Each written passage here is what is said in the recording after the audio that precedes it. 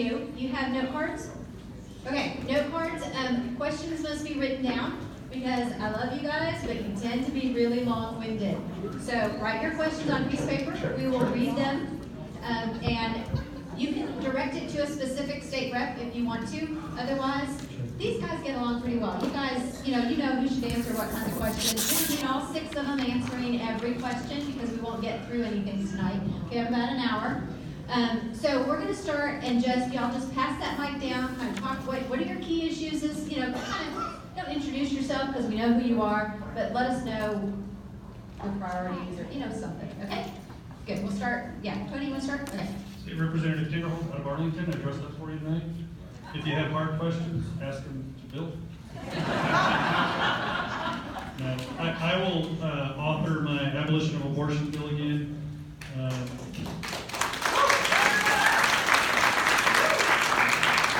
There's a lot of questions on whether we would take out the criminalizing a woman for the abortion. I gotta be honest, we toyed with it for about a month and I finally decided what was right. And what's right is if a woman is complicit and partakes in killing that unborn child, she should be held accountable for it. So we're not changing the law. I know some people aren't happy about that, but that child is a child inside the womb according to state law and our Christian values. So that red light cameras are a big issue. A lot of people in Arlington want me to author the bill, but I really love Jonathan Stickland, and he's been at the forefront of that fight for a long time. So I'm going to work closely with Jonathan, and we're going to pass it this time. I really think it'll happen. Yes. Another thing that is going to be really important, I think, is going to be the speaker vote coming up. I think it's going to be I think it'll be the number one most important thing that we do is choose the right speaker at the beginning of the session, and I would ask you guys to hold your representatives accountable for partaking in the caucus vote for the Republican nominee for the House floor vote. Bill Zephyr here. And when you said, when you got to, well, somebody's long-winded, I thought, us? Long-winded?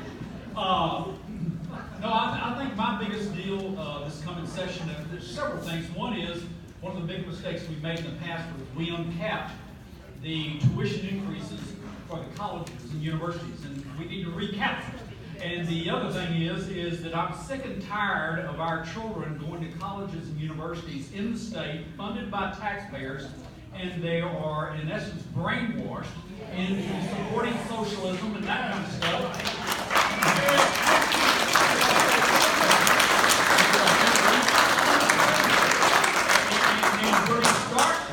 We're going to have diversity in our colleges and our universities. We're going to have diversity of political thought. And mainly we're going to have something that reflects the philosophy of the people who are paying the bills, the taxpayers. So those are my, but the other thing is this, that one of my other big issues is that this is Jan, and I'd really like to listen to what they have to say. Thank you. This debating back and forth as to whether the medical board can go into a doctor's office and have a warrantless search, and in essence then get your medical records and take them down to the state and just kind of browse through them and stuff like that, hand them over to law enforcement, and that's what they decide to do. And let me tell you, as far as I'm concerned, we need to put an absolute stop on that, and in essence says that they cannot get your medical records without either one of two things: your permission or a warrant.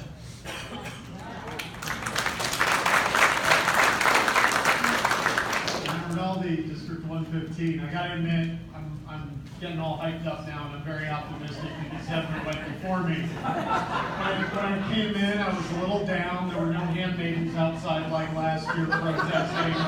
Very disappointing. Bud Kennedy wasn't anywhere tweeting. If I missed him, please let me know you're here. Okay. Now, I want to say I'm looking really forward to next session. We got to get through this election first, but I think next session is going to be huge, building on what we did the last session. And I'm speaking as the first person up on this panel to be endorsed against by President Barack Obama. I just want to point that out. Mainly because stickling than I got before he did. Going on to the next session, listen, I think it's going to be very important. Next session is going to be a focus on property taxes. It's going to be a focus on capping the size of the state budget and the size of government. And of course, we're going to continue pushing for to increase your Second Amendment rights, to promote rights. And we have big things in store, especially with the new speaker. I want to point out, we'll talk more specifically when we have questions, but with the new speaker, we can do so much more. With Governor Abbott, with Dan Patrick, with the new speaker, really the sky's the limit. I just got back from a legislator conference a few weeks ago, and all the legislators from the other states, all the conservative legislators, liberty-minded legislators wanted to know, how did you do what you did last session? Because it's the first place they've heard of where it's actually worked, where a minority has opposed a House leadership that was going against the will of the people and actually was successful. I think we can build on that, especially when we have a House leadership that truly lets the body carry out its will. So looking forward to answering questions on specific issues, and looking forward to representing District 115 again next election. All right, Matt. I just don't want to strangle you, Steve. Thank you. Hey, good evening, Matt Krause. It's an honor to be here with you all tonight. I'm really looking forward. So, goals. Pre-November 6th, the biggest goal for me, and I think I would say kind of for everybody in this room, is to make sure Matt Rinaldi gets reelected.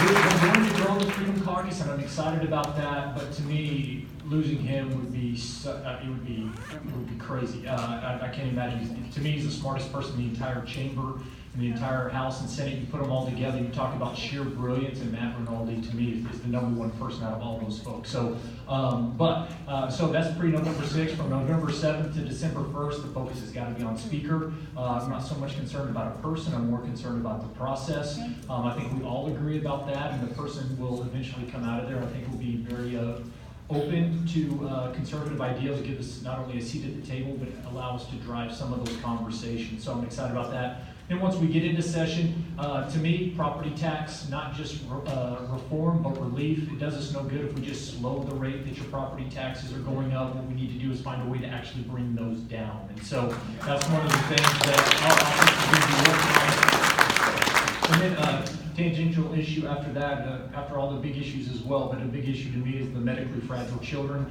that we worked on a little bit last session. Come back, hopefully we're going to help out that population as well. To me, that's a very pro-life issue, and I'm excited to be working with a lot of the folks in here and other places on helping those kids get the help they need. So those are some of my quick priorities real quick. Jonathan Stickland, House District 92. #1 priority for me is to get constitutional carry going again. I think we've got a lot of momentum. We've got momentum on the other side of the building now too. I think that this is the year that we could go all the way. Like Tony said earlier, with Governor Abbott coming out against red light cameras, that is going to be a top priority for my office. We will also be bringing back our bill to end in-state college tuition for illegals. It's time to put Texas first in this state. It's time to turn off all the magnets that are attracting folks to illegally cross our border. So we need to take out every subsidy to them that we possibly can. And I'm super excited after this last week with Brett Kavanaugh being confirmed. I think it's time that we start talking about the 10th Amendment again. I want to get into the Supreme Court and overturn a lot of the crap that they've been putting down our throats and push back for states' rights. Stephanie Click, House District 91. One of the first things that I want to work on after we have our speaker vote is some reform to the House rules.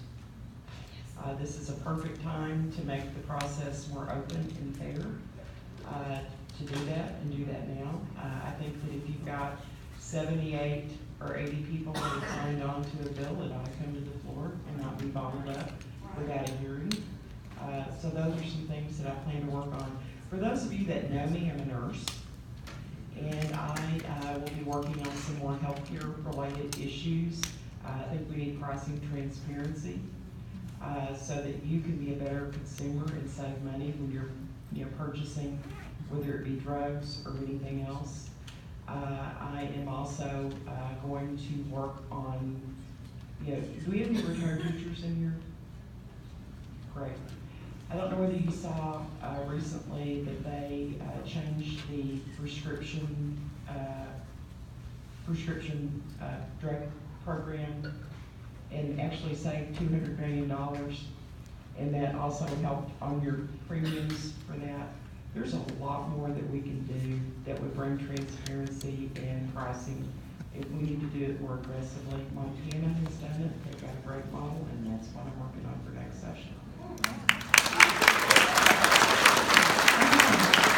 So, I'm just standing here looking at our stage, and you guys, this is like amazing. All these people are right here in our area. You guys are fantastic. Thank you for being here. Has nothing to do with this group here. We're really blessed. Texans for vaccine choice, we will definitely remember you to this session. Amen. Okay, so let's just talk about what Matt started talking about, because we know everybody here wants to know who's going to be our speaker, and I know you don't have an answer to that, but can we just get that subject out of the way? I can tell you who won't be speaker. That's probably a pretty easy answer right now. But I think you look at the Freedom Caucus and what we started at the end of the special session last year. We said what we need to do is start to have a conversation before each session on who the Republican caucus feels like should be their nominee for speaker. We drafted a letter, we signed it, we said we want to call a meeting to discuss this. We were laughed at, ridiculed, said you'll never have anybody show up, you'll never get it done. Lo and behold, we showed up the last day of special session. We had how many Republicans there, 90-something Republicans, including the speaker, current Speaker of the House at that meeting. They said, okay, that's great. And we said, we're going to get together at the next caucus. We're going to move this forward. We're going to start a work group and discuss it more. I said, no, that'll never happen. You won't get enough people to come. Lo and behold, we had enough people show up and unanimously said this to a work group. We came back later, said the work group had a recommendation that this is how we should go about the speaker nominee caucus process. He said, it'll never happen. You won't get consensus. We ended up having unanimous consensus on how we're supposed to do it. So you think where we've come in just the last 14 months, it's incredible. And it was led by a lot of the guys and gals you see sitting here today. And so it's pretty incredible. And so what we're going to do December 1st, we're going to get together in a room. The Republican caucus is going to decide on their nominee. We're going to go through a process we've all agreed to. And hopefully from that, we're going to have a nominee that we can all support. If you don't support that nominee, I feel for you when you go back to the voters the next time around. But that's kind of the framework. That's where we're at. December 1st, vote for the GOP caucus nominee. Hopefully all the people will then go to the floor, vote for that person, and it'll be a done deal. And I'll say this too, two things. Number one, the feeling in the Republican caucus has changed dramatically in the last year and a half, I would say. We had a Republican caucus retreat down just outside of Austin about a month ago. And, typically at those events, I would say that the conservatives have always been the outcast, okay? Well, the ones who are kind of pushed aside, they've got their own little group, the good old boys club and everything. That good old boys group is there's still remnants of it, but their unity is gone. And it was a strange thing to go through, because now there's a ton of people who are in the middle of the Republican caucus who are just trying to figure out, how do I stay out of trouble, okay? They got their finger up in the air and they're trying to judge which way is this going to go. And they clearly think that it's going to go our way, because we were the guys that they wanted to hang out with for the first time. And I know that sounds so petty and small, but I will tell you, this is such a social thing that we're going through. The remnants of the Strauss team at the same event they were the only ones who were miserable that entire time that we were down there. They were fighting with each other. There's like 4 of them that are running for speaker, trying to get all the same votes. They can't get there. I mean, just the mere fact that the next speaker has not been decided or announced is an encouragement. And what I think all of us have been, like Stephanie talked about, is, to me, how much power the speaker has is how much we give him. Because on that first day, they are elected to represent the same House district, the same number of people that we are. And then we all vote to give him the control that the speaker has had over the last couple of years. I want to make it to where the actual person is almost irrelevant, and that power is then brought back to the membership, so that we as individuals, as your representatives, have the chance to actually be your voice in Austin and don't have to play into the power structure. So that is why you haven't seen all of us rallying around a specific person yet, because right now the negotiations going on behind the scenes is, what is that person even going to be able to do? And that is the best discussion we should be having right now. That's great. Okay, anytime you guys need help in Austin, whether it's with the speaker race or anything you're pushing, please reach out to us. You know that, right? Okay, so if you need us December 9th to be there shouting, holding signs.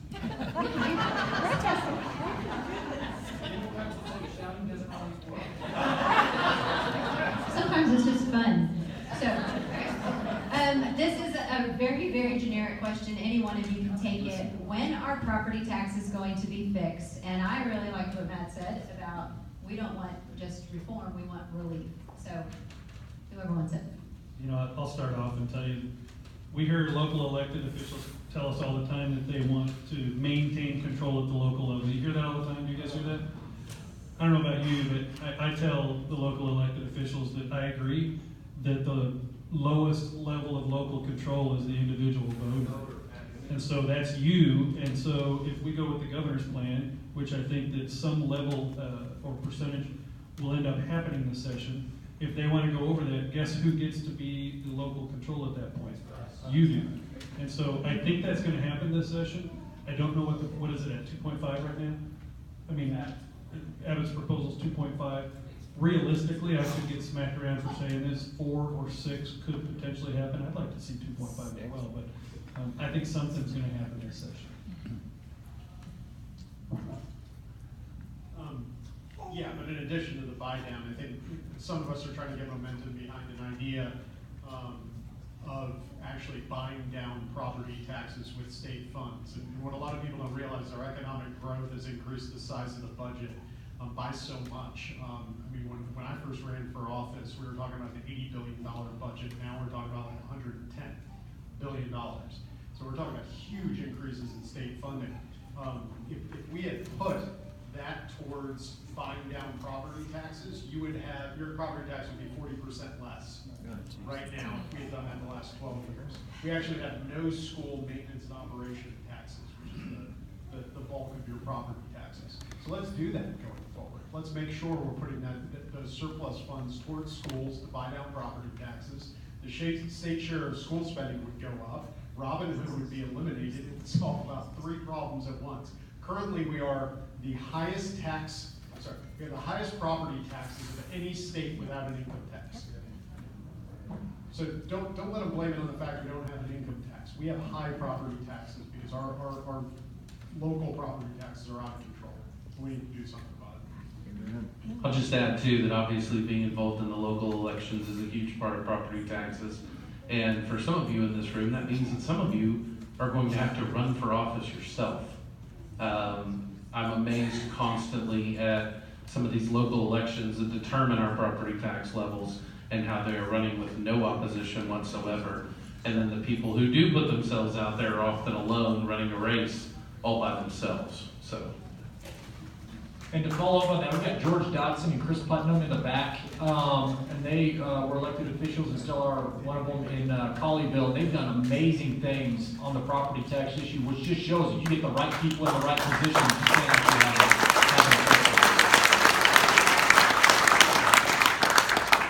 Okay, the next question is kind of related. What has to happen politically to achieve Robin Hood repeal and real school finance reform? Just what I was saying, I think that's what needs to happen.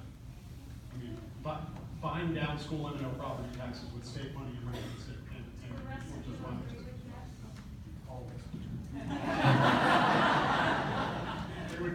They would tell you behind my back.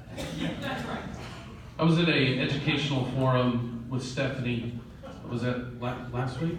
Yeah, last week, and it was put on by the liberals, and all of our Democrat opponents showed up. And one of the things that kind of hit me while we were there at the forum was I made a comment, and there were gasps in the audience. Oh! And a comment that happens a lot, actually. But this one was interesting. And I think that we need to all understand what we're looking for, too. There is a process in this country, at least our founders intended it to be this way. It was a concept called voting with your feet, okay? And if you weren't happy with the way that one state did it or one city did it or whatever, the idea was you could move to another part and then we would have this entire country filled with a bunch of different experiments. And I think that it needs to be that way in education as well. I think we need to establish a baseline of what we want, you know, the bare minimum at the state level. Our Constitution requires that. And then we need to have the local folks deciding what the differences between are going to be. And for those of us who don't like it, we either need to vote with our feet or we need to vote those people out of office. But I can tell you, I'm convinced that centralized government, especially in school finance and stuff, is very, very hard to achieve. You end up with things like Common Core coming down from the federal government and then kind of watered down versions that the state tries to pull out. We need to get these things back into the local level, and the parents need to take control of their kids' education.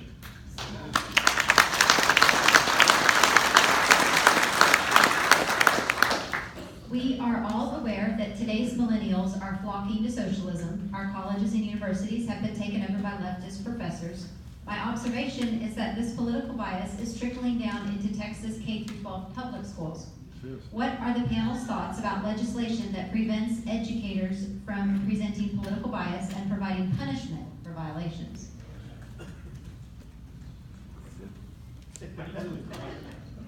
I mean, just to be honest, I agree with the problem.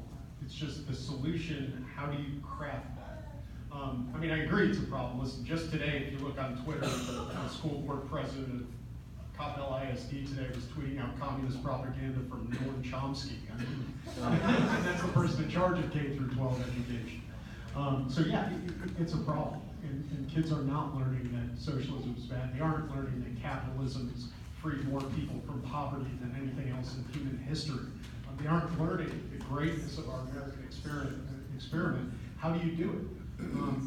I think you need to present more options for education. Why do we have a cap on charter schools? Why does a great charter school by my house have 1,000 family waiting list? That's simply unacceptable. The best accountability system is the free market. It always is, providing choices, providing competition, because you can't have legislators take into account how to legislate somebody to do the right thing, because oftentimes we can't even figure out what the right thing is. But you guys know what the right thing is, and together, your purchasing power, your consumerism will eventually create a market for what we want.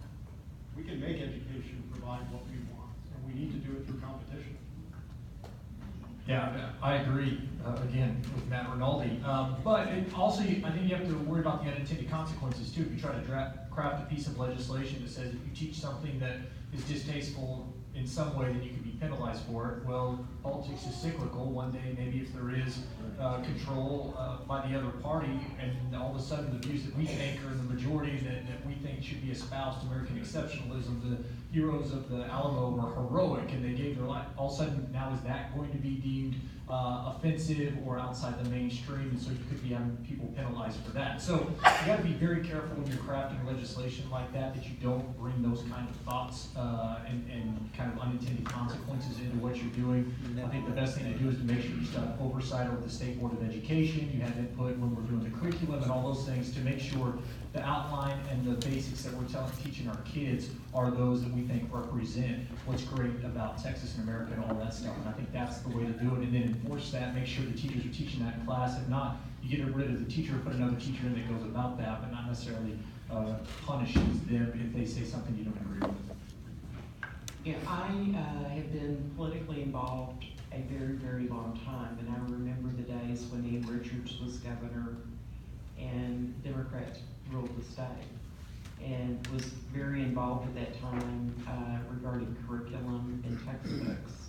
And some of the textbooks that I reviewed encouraged things like the goodness of planned death, and that abstinence, the effectiveness is unknown. Those textbooks were so political that a leftist could have put their name on them and ran for office. But when that happens at your individual schools, parents need to get engaged. They need to pay attention what their kids, are, the books they're bringing home, what they're doing in the classroom. Ask questions. And if it's something that you disapprove of, speak out. Don't just sit there. Get involved. I'll just have one little point. I think one of the, I don't think we're going here with the question, but protecting homeschooling and keeping it unregulated and not messed with by anyone is so important. We've got to allow parents to have a way to get out of the system if we cannot fix it. And if you haven't noticed, there's a huge fight. The left is attacking us from a history standpoint. They're trying to remove our history, whether it's the Alamo. I don't know if y'all saw recently trying to change the defenders of the Alamo, take out the word heroic. I mean, they are attacking us from that point. I think it's important that we protect that too. Why don't we go ahead then and address school choice? Is it going to come back, and how does that affect homeschoolers, and what are your stances on that?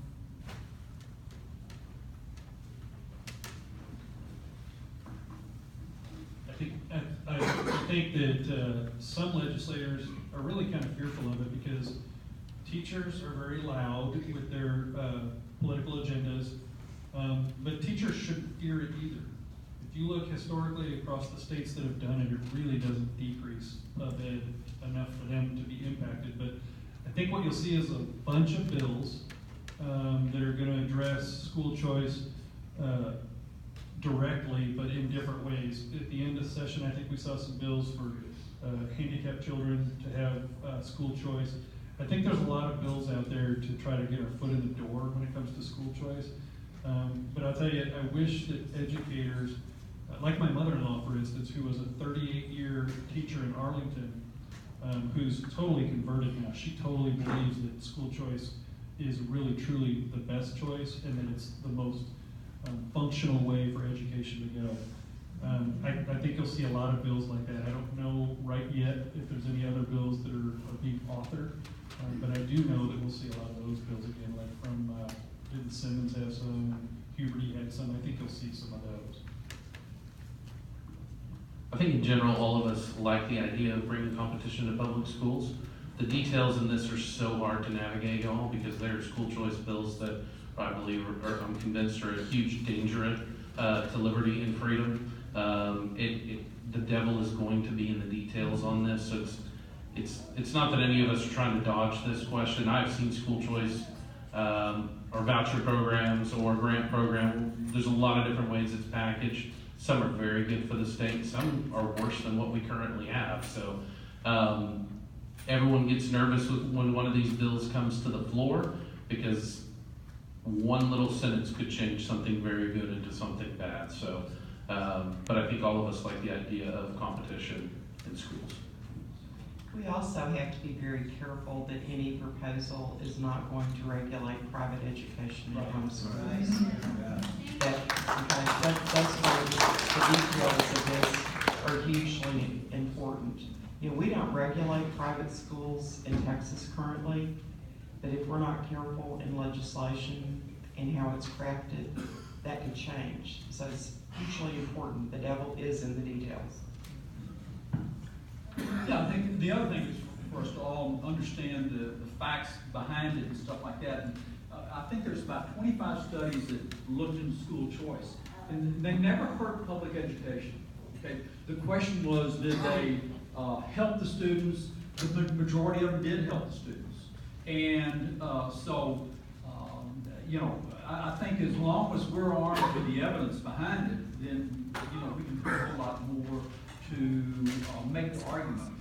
As far as I believe, to make a more balanced view, I do think it's imperative that, for instance, we ought to be able to talk about the principles of free enterprise versus a government-run top-down economy, and make a comparison, and in essence, require that to be taught. Just like I think in the past there was a deal that they had to present the, I forgot exactly how it was put, but the comparisons of evolution or something like that. And in essence, as long as both sides are presented, then in essence, I believe the truth will win out. It's only when they're able to stifle the information about free enterprise, limited government, and that kind of thing, or do they win. When they're required to show both sides, I believe the principles of free enterprise and capitalism and things like that will win out. In other words, people will understand it. I mean, probably, I think, Tony, I know I've been at UTA, and whenever there's Alan Sachs, the teacher at UTA, he'll allow us to come in, and typically that's what I talk about. I talk about what are the principles that made us the greatest country in the world, and one of the things I talk about is free enterprise, limited government, limited taxes. And when you talk to them, I believe most of the kids get it. The deal is they're starved for that information. And to me, the way to get around that is say, you're going to have to present that. It's just like if you look at a lot of the colleges and universities today, they don't teach Western civilization, historical context. They teach something else. And I believe what we've got to do is mandate those things be taught in a balanced view. So. All right, we're going to move on. Okay. This one says it's to Jonathan. Does that make you nervous? No. Why would it? So, okay. When do we finally get the state of Texas to stop collecting union dues from state employees and passing the money on to I can't read it. Something to donate to the Democratic Party? So that has been a trick of the left. They've infiltrated the state of Texas where they're not allowed to unionize here. But what they have done is create political educational organizations that do exactly that. So in the state of Texas, there are certain groups that have the right to garnish wages from teachers and different groups to give money directly to these organizational groups. Some of them are actually codified in code as specific organizations. And so the problem has been is they have this free money. Teachers, when they first come in, or and I'm saying teachers, this is a lot of different groups, but they're told when they first are hired, oh, you need to do this. This organization will protect you. It'll give you insurance. It'll, all of this different stuff, none of which you actually need. Much of it is available for free. But they end up getting tens of millions of dollars cycled through, and then you see these organizations through their C4 activities doing things like pushing out, get out the vote with their list of here's our scorecard and pushing a left-wing propaganda. So one of the things we've wanted to do is say, hey, government doesn't have a role in managing your groups. If you want to collect dues from your people, you're going to have to go out and do it on your own. The state's not going to be your accountant and do it for you. It's kind of a de facto union. They have been going against every conservative piece of legislation for a while now, and it's time to end that practice in Texas. But I will warn you on this, because I'm actually convinced this is one of the biggest issues facing the state of Texas right now. We have got to include everyone all at once. There are going to be some groups in here that are going to be difficult to have included. First responders, different kinds of workers, who will all be lobbying down in Austin that, oh, well, you can do it to them, just cut us out, leave us here. We get one shot at this, it's got to be everybody, it's got to be all at once, and we got to get it done. Because if we do half of them, or one section of them, you will never see that bill on the floor again. So I hope that makes sense. Did you already say who you think might have that bill? That was a top priority of the governor, Governor Abbott last session. Yeah. Why? Strauss. Okay. What will or can be done to stop them from moving the cenotaph before session and then to permanently stop it from being moved?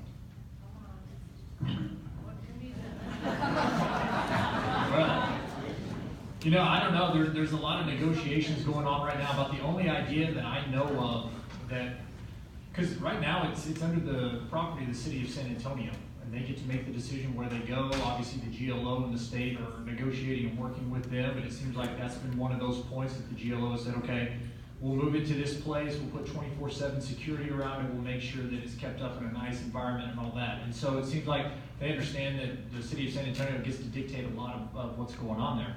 So short of a lawsuit, which I actually think there has been a lawsuit filed, that's probably the only way you could stop it before session. During session, kind of like a nuclear option would be for the state to use eminent domain to take over the property. And I don't know if you do it through the GLO, I don't know if you do it through TxDOT, I don't know who you would do it through, but that is an option out there that I've heard at least conceptually talked about, that the state could take over the cenotaph and then you could actually, then it's under our purview and we could move it wherever we wanted to. So is that going to happen? I don't know. Right now, what I do know, the master plan says that the cenotaph will be moved over ways. It'll be renovated, it'll be names added to it, it'll be restored, it'll be moved. It'll be under 24/7 security. It will be a place of honor and respect for those people. But I know a lot of other people, I believe Maggie, would disagree that that's the right thing to do. So, but that's where it stands right now. I'm not sure what you can do, honestly, short of either a lawsuit or using eminent domain. But as long as the city has control over that property or it owns the cenotaph, I think that your options are very limited. I think that's one of the most important historical sites in Texas. And domain to do it, I think that's exactly what we should do. Yes. And so the fact is, we should not be allowing people that are driven by political correctness to, in essence, tarnish this site. And I think the main concern with everybody, they move the cenotaph, oh, we're going to have to move it in here, and fix it up, blah, blah, blah, and then all of a sudden it stays there, and over a period of time, everybody just forgets about it. I'll just say, if we stop and think about what's really happening here, and there's a handful of people who are literally trying to act like these people never existed and what happened did not happen, it should anger each and every one of us from every angle. I don't care what you believe. We're trying to erase the existence of individuals who I think did something incredible. So beyond just eminent domain, I'm not convinced it needs to be in the hands of the GLO either. So that's right. This one's somewhat related, and I don't want to spend a lot of time on it, but do you support removing the Confederate plaque in the Capitol along with Governor Abbott, or would you leave it up to something historical context? You guys have got to write meter, okay? I do not support removing it. I think our history needs to be accurate. I think we need to make sure that we're putting things in a right context. I talked to somebody the other day who said, I don't want to remove it, even though I think it's inaccurate. What I do want to see is another plaque added to it that adds historical context and maybe a more accurate portrayal of what happened. And so I do think we've got to have our history. There's no reason to tear down our history because we need to know that, whether it's positive or negative, however you feel about it, we need to know where we've been. And once we start tearing that down, it makes it a lot easier to get away from the foundations of what we had. But I do think it needs to be accurate. So we should always strive to do that. Good. Okay. Although Lieutenant Governor Patrick called... Oh, I'm sorry, go ahead. Let me add one other thing to that. Don't forget, there is a huge monument that is to honor of the Confederates that were killed in the war. As you if you're walking out of the Capitol, it's off to the left, or as you're coming up towards the Capitol, it's to the right.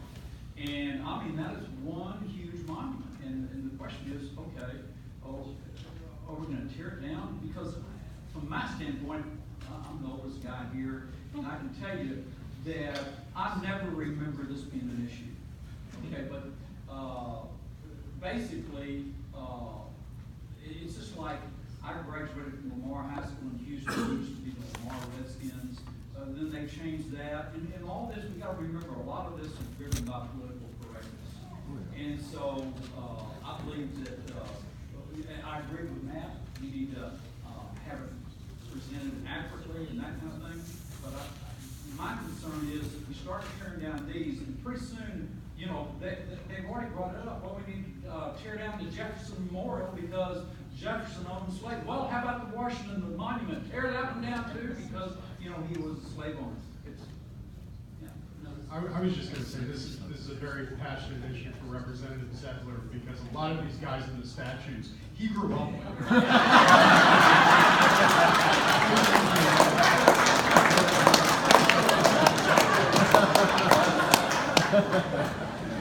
Okay, next question. Although Lieutenant Governor Patrick called for an end to the red flag laws in the school safety bill, there are still some controversial components to the bill, for example, mandatory storage and psychological evaluations. Any plans to stop this bill? And you might tell people what the red flag laws are. Well, the red flag laws are, differ from state to state, but it's effectively getting a court order to have a person relinquish their gun because of either a mental issue or something else. That seems to be going nowhere. The other components, and there isn't a bill yet, it was a proposal. It was a very comprehensive proposal by the governor. It was actually a very good proposal in general. Not that every point of that is meant to come to fruition, but it's a starting point for the discussion. And the other components are gun storage laws. I think the red flag laws aren't going anywhere. I think the gun storage law component, we're not going to enact a law that further restricts Second Amendment rights. However, we currently have in law a very, very restrictive gun storage law that actually needs to be changed to make it better. So if we can address that and actually make it more favorable to gun owners. Currently, the gun storage law holds you liable effectively if a child's in the backyard basically plinking and hurts himself. It's a very restrictive gun storage law. What the governor's proposal did was increase the penalties. Effectively, if the child causes bodily injury with a gun, such as in a school shooting. If we took out if we basically narrowed the law that we currently have, we can make what now is a very problematic law a lot better. But I wouldn't support anything that further restricts gun rights. I would support a proposal that makes our current gun storage law better.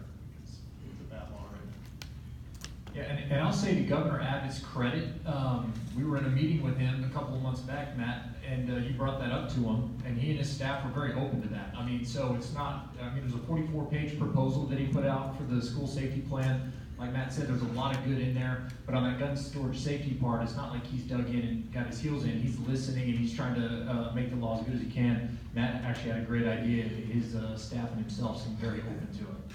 And let me just say, just so y'all know, this little insight behind the scenes. The Freedom Caucus, okay, so this 44-page document comes out from the governor on school safety stuff right after the shooting, if y'all remember. There was some stuff in there that they were just trying to have a conversation about. 5 tweets later from the Freedom Caucus members, you would think that the whole place was on fire. And a lot of these battles that were a huge concern were won behind closed doors at some of these meetings you've heard at. So I think it's kind of, I don't know if I can speak for all of us, but it's been kind of funny to go through and realize the political influence the Freedom Caucus has gained in such a short time. And I literally think that's because every single one of them understands it's not just a handful of legislators, it's the people who are behind those legislators that they need to be afraid of. So the one thing I will put on your radar that has scared me, that kind of goes outside of these bounds a little bit, since I'm kind of the gun guy, is there's a talk about making the public schools put in kind of I'm calling it a tattletale system, where if you're worried about somebody, that they can go and anonymously complain about a student they're worried about, and then an investigation of some sort could be launched into that kid. All I need to do is look at CPS and the way that those anonymous complaints have ruined people's lives, and realize that we should not put that ability in a 14 or 15-year-old's hands and turn that school or another kid upside down anonymously. So I'll be fighting that.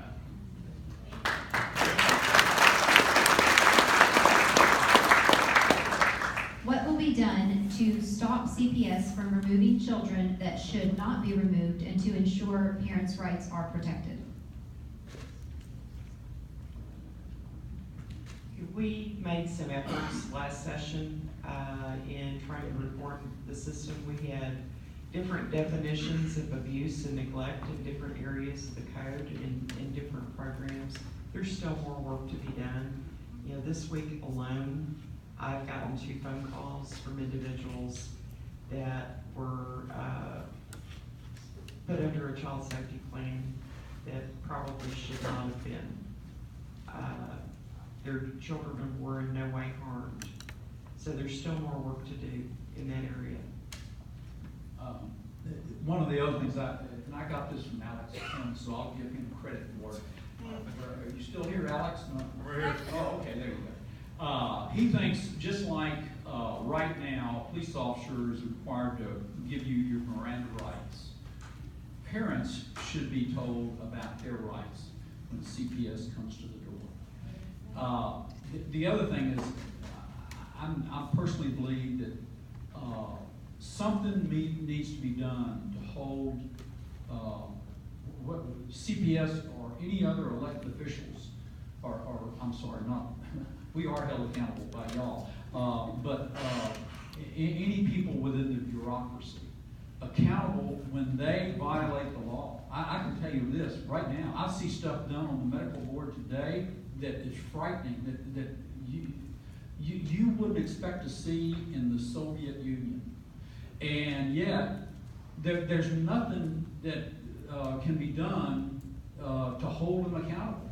And I believe that the same thing needs to be done throughout the various agencies, where if they violate statute or that kind of thing, that they can be held accountable up to and including fines and jail time. So I think it's important too. People forget. We need to know. We need to know when this stuff happens, because I find out after the fact that something happened 3 months, 6 months later. I'm confident that the people at this table, if they know something is potentially unethical is happening, and that someone's children are being taken away that shouldn't be, we will intervene at the proper level or the proper involvement level. But if we don't know, we can't help you. So we always think about things from a legislative standpoint. I'll tell you, Representative Stickler and I did something about 2 weeks ago that was the same way. When we find out about things in our community, we will go out and get involved and try to rectify it before it becomes more of a problem. So think about it from a legislative standpoint, and to contact your legislators so that we can try to rectify it and fix it and hold those people accountable for doing what's right. Hey, gut check real quick for all of us on a personal level. The church should be stepping up and handling most of these problems. Communities and families should be handling most of these problems, and it should never be part of the government's responsibility to be involved at all, which means all of us are going to have to take a little more personal responsibility for ourselves and those around us. I've been thinking about that a lot lately as we fight to limit government, pull stuff back. These problems are still going to exist. Bad things are still going to happen. And we're up here fighting to give all of us the opportunity to take responsibility for those things ourselves instead of the heavy hand of government. So we need to be ready for it.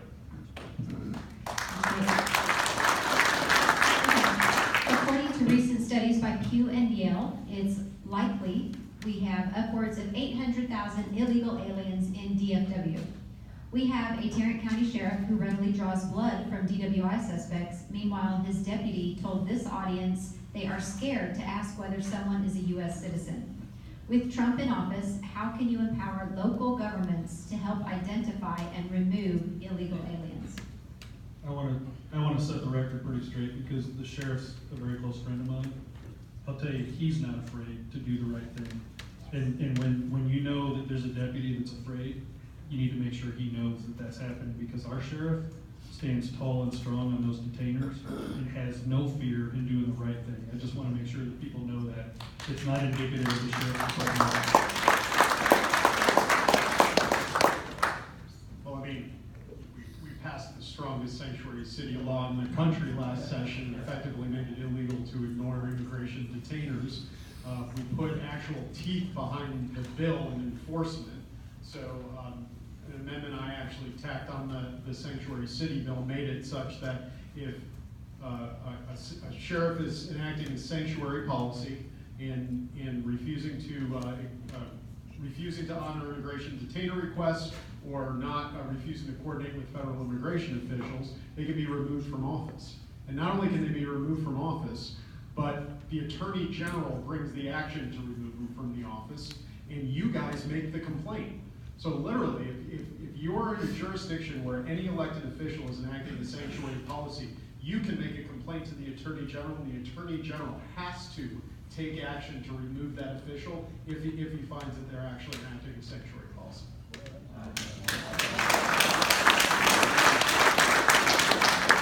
And I'd say too, you know, an ounce of prevention is better than a pound of cure. What we need to do is secure the border, right? I mean, that's the initial choke point for stopping all of these issues in the first place. And honestly, I feel like now that we have a Republican in the White House and the Republicans in the Congress and Senate, Texas should not be having to pay $800 million for border security, because the government does so many things that are outside the scope of the Constitution and what they're supposed to do. This is actually one we all agree that they are supposed to be doing. And so I think we need to make sure our federal officials are doing their job and securing that border. I always talk about building a wall. Actually, I would like to build the wall up north and keep everybody from California and New Jersey coming in. But if we're going to do that, we'd have special visas for guys like you. But what we need to do is secure the border, and that'll stem a lot of this. And so we need to keep pressure on our federal government officials to do that. If they don't, Texas has the right and the responsibility to secure our border ourselves. But we shouldn't be having to do it. We fought for 8 years against the Obama administration to do that. We railed against them, criticized them for not doing it. We need to hold our federal officials to the same level now that we did then if they're not getting the job done. Also, here's a fun thing you can lobby your congressman for that isn't really an issue right now. But actually, if you really want to empower the state to enforce immigration laws and to help protect our border, what you can do is have them remove federal preemption from the immigration laws in terms of penalties. Because currently, we can't impose criminal penalties. We are very limited in the amount of things we can do. All it takes is an act of Congress. We have a Republican president, 2 Republican houses. Call your congressman. I want to be very clear too about this issue. Overseas, anyone here in the military formerly? Spent time in the military? We watch America's sons and daughters die protecting other countries' borders. So I want to be very clear. We're humanitarian. We don't wish ill will on these folks that came over here illegally. But they're costing you billions, in the nation, probably trillions of dollars. And so we don't want them hiding in the shadows. We just want them to come here legally. It's really simple. We're a nation of laws. Follow the law. And I do not, for anything in the world, I do not understand the left's mindset in wanting to not enforce a law that's a standing law. So we don't want them. We don't want them to hide in the shadows. We want them to be here legally. And I just want to make sure you guys understand that, because message gets out from meetings like this on things we say. We don't wish ill will on these folks. We really don't. Do it legally. Do it the way that people come into our country legally. Y'all are taxpayers. Sometimes they have more rights than you do. And that's pretty sad.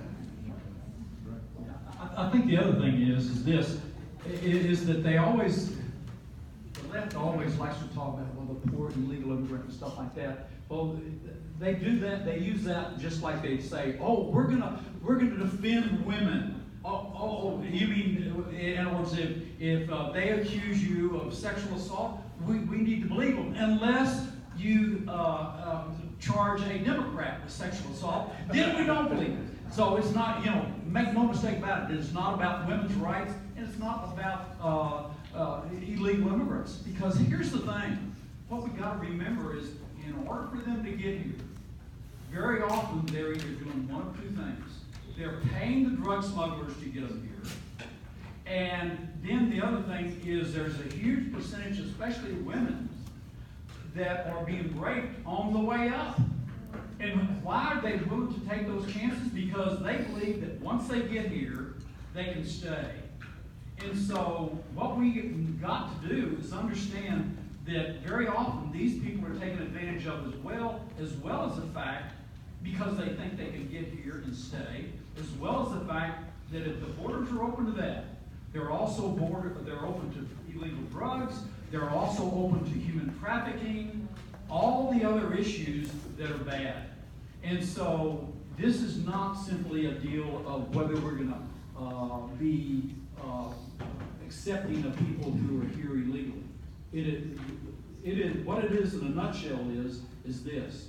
It is not fair to the people who have been waiting in line and doing it right for us to have some people cutting in line. So, thank you. Okay, we can move on. Okay. This is a question for you, Bill, and I just want to give you a heads up that I think you're being set up. I just want you to remember where you're at, okay? Tell us the truth. Is Texans for Vaccine Choice your favorite group to work with? This is Northeastern Tea Party, by the way. Okay. Let me tell you, they are wonderful. They have done a phenomenal job down there, and so I am one of their biggest fans. That was a real political They insult. just come to my office and drink all my coffee. That's why I had to step up my coffee production and stuff like that. I wanted to be number one. Okay. How come the Texas power grid hasn't been hardened against nuclear, EMP, or solar? Carrington? I don't know that word. Carrington. That's my bill, if you guys didn't know. I've authored it 2 sessions in a row, and I don't think it should be a study. A really weak version got played around with last time. I'll tell you, after spending 21 years in the military, I'll tell you that the power grid in Texas is at risk, and it's at risk from mainly 3 different sources. All of them are potentially imminent at some point. Without going into tons of detail, I'll tell you that if we lose our power grid, it could potentially take 2 years to get our power grid back up. The good news is this: there are devices out there, there are things that already exist that can protect our power grid. We estimate that it could be between $2 and $6 billion, a lot of money, $2 to $6 billion to secure the grid in Texas. Another really nice fact is that about 86 to 80% of Texas power grid is owned by Texas. So we're in a unique situation to security. No other state, they all cross borders. I think it's really important. It's one of my top priorities. I think it's really important. Low estimates are 50%, high estimates are 90% of the people in Texas would potentially die within the first year if we lost our power grid that way. And make no doubt about it, Iran and North Korea both have battle plans to attack our power grid. We've had ships up at the coast running dry runs to launch weapon 37 miles above the earth to explode it over Texas and take out our power grid. There's natural things that are about 10 years past due that would cause it. And then there's small devices that cost about $300 that they could take 100 different people across the state and go take out our power grid. I'm trying to keep it short, and I'm telling you it's super, super important. It's kind of expensive, but I think overall, our infrastructure, our job is to protect life, liberty, right?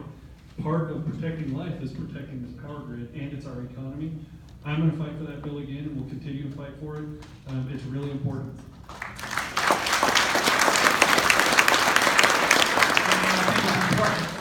That's another case of a very important bill that we could not get to the floor of the House. Yeah. Well, I will add to that. I do think it's important that we harden those things, but even if you harden the grid and those generators and all that, you still could have potential EMP problems if EMP comes, right, Tony? I mean, because you think about everything that's connected to that grid, what our cars are electronics, how are you going to get to the grid to work on it? The pipelines go on electricity, so how's that going to be affected? So I agree, we've got to harden it. We worked on it for 3 sessions. Tony and I worked on it for a couple sessions together. It can't just be about hardening those generators to make sure they're not susceptible to EMP. It's everything else as well, so you kind of have to have a holistic approach to that, but it is vitally important. I completely agree with Tony. Okay, I want to know what you're doing. That's kind of a rude way to say it, but how about what can we do for our veterans who very often come home with the disability of PTSD? Many wind up in prison. PTSD ruins our veterans' lives. Our police must be educated, help the veterans in jail. I'm a veteran, 21 years, combat veteran. We have done things. Right here in Tarrant County, I went and watched Chuck Vanover, Judge Vanover's Veterans Court. It's phenomenal. They get a second chance. They have to pre-qualify. There's some steps they have to go through to pre-qualify. I'm a firm believer that people make mistakes in life. Sometimes it is because of their PTSD that they have. But we've already done some things. But we also have to remember that there are victims to crimes. And so there are times where they won't qualify or they can't go and participate in the Veterans Court because the victim may not want them to. The victim wants the person punished. But I think there's things that we've done for veterans across the state. If you think there's some more things that we could do, I'm open to listening to them. But not all crimes are victimless, and part of the process has to be involving the victim as well. I think the other thing that we can do, like, for instance, there was a bill, and I don't know if it actually made it through both houses or not, but it basically, there was good evidence that hyperbaric chambers helped those that suffer from PTSD. And so, but some people, well, we want more evidence or something like that. You know what, if it helps even a small percentage, the cost is so insignificant compared to having a person who's basically perhaps unable to function because they do suffer from PTSD. We ought to go ahead and do it. And so the money that we spend to help people overcome this problem, I think we ought to go ahead and get engaged and fund those programs, because it's just too important to allow medical approaches to this to simply languish because somebody wants more and more evidence to do it. Okay, so we haven't really talked much tonight about pro-life issues, and I know we've got Matt as pro-life whip, and Stephanie has the medical background, and Tony, you've got a bill that you've already talked about a little bit tonight. What can we expect this session in terms of what might be presented, pushed for? I'll be brief on my side. Y'all know my abolition of abortion bill. The governor told a young boy that passed away last month, pledged to pass, to abolish abortion in Texas. I don't know what that means. I really don't. I'm trying to get a meeting with the governor. But here's what you can expect from your legislators in Austin. You can expect us to do a Hail Mary, throw the ball in the end zone, and pass a bill like mine. And I think you can also expect us to vote for bills that are incremental and try to move the ball into the end zone to save as many children as possible. And I think that could be 5 bills, it could be 50 bills. I'm going to vote yes on every single one of them to stop even one child from being murdered in the state of Texas.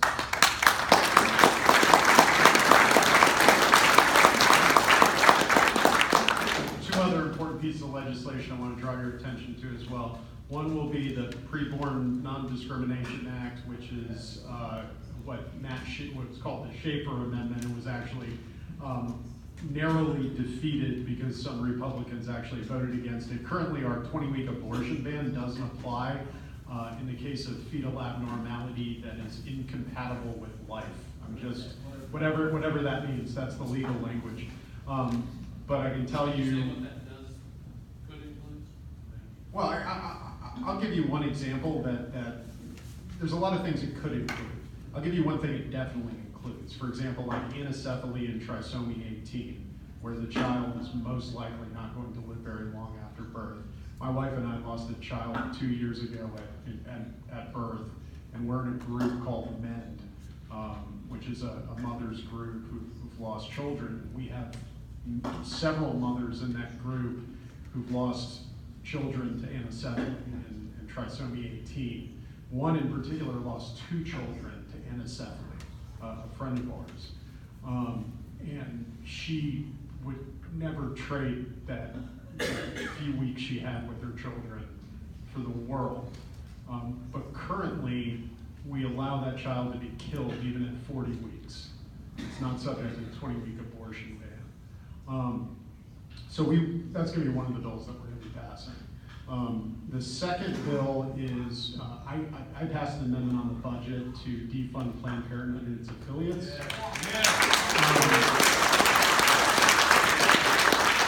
The bill that would make that effectively permanent did not pass. That was one of the governor's, on the governor's special session call, but it didn't get through the House. Surprise. So that's going to be coming up again. So what we'd like to do is defund Planned Parenthood permanently at a state level, and also defund Planned Parenthood on a local level as well, so that cities like Austin can't pump money into abortion clinics. I just want to add one thing on the pro-life deal that is now close to me and Tony's heart a little bit more. We had a call a couple of weeks ago. Y'all might have seen it on the news. There was a 9-year-old girl in Fort Worth who had some medical complications, and she stopped breathing, and they called 911. Hospital showed up. They revived her after a while and had her on a ventilator to keep her going, got her to Cook Children's. Within 48 hours later, Cook Children's had decided that they were going to pull the plug on the girl and end her life. The funny thing about this case was a couple of things. Number one, they were in their full legal right to do so. Our end-of-life laws in Texas are horrible. It's something Stephanie Click has been fighting for many, many years. But the thing that scared me the most about this case was you had a set of parents who had a lawyer, they had full insurance, and they had no rights whatsoever. They were approached by the doctors, and I will tell you, Cooks has actually been great once we got involved, but they have been doing the right thing since. They asked, would you like for us to do a test to determine if there's any brain activity or not? And of course the parents said yes. Once you have that test, and if any doctor anywhere, no matter what the tests are, and there's 5 or 6 different tests that can determine this, some are better than others. Once you say yes to that and they do that test, you lose all your rights once you have been determined to be brain dead, okay, or not have the brain activity. So you had 2 fully capable parents right here in our backyard who could not keep the hospital from pulling the plug on their daughter, couldn't get another opinion, and at the time they were refusing to sign off on a transfer to another hospital, even if their insurance was going to pay for it, which they were. This should scare every single one of us, and it's something that we need to change in Texas. And I'll piggyback that and tell you that I believe they were given about 2 hours notice to do that. Is that about right? 2 hours, yes. At about 10, they were told that they were going to pull the plug at noon. I was notified at about 10:50, and I was at the hospital about 10 minutes before noon, and 2 legislators stopped it from happening, and it was worth it. They're in a fight right now, but that time that family's got, it makes me tear up a little bit. The time the family has with that child, if they decide at some point, they get to the point where they decide that they want to terminate the life of this child because there's no brain activity. I think that part of the process is for them to grieve and understand and make the decision on their own if it comes to that. And it was really nice in a bad situation to be able to be a part of giving that to the family. But it's scary because when Tony says the 2 legislators were able to stop it, the only reason we were able to stop it is because we went up there and they were scared of the PR, to be honest with you. Because they were legally in their bounds to do what they were doing. And Cooks, I don't want to slam on Cooks because they have worked with everybody, but this is just a normal everyday thing for them. And you'd be surprised how many calls we get, Stephanie, how many hundreds of cases. This is not an uncommon thing. This one stings a little bit more because it's a beautiful 9-year-old little girl. But this happens all the time. I'll reiterate too that Cooks was really good about the whole process because legally they had the footing to be able to do it. So we're not trying to slam Cooks. What we're saying is the law needs to be changed because it should be to where they can give you 2 hours notice to take your child. Parents should have rights.